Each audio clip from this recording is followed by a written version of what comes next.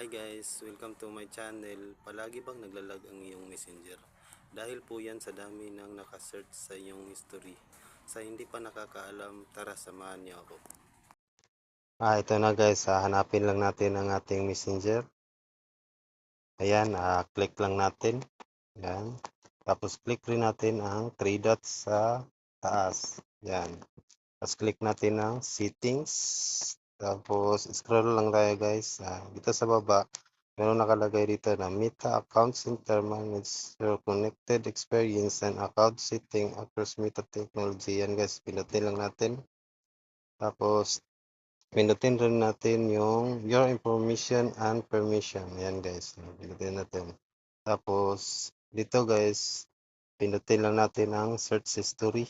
Yan guys, pinutin natin ang ating Facebook.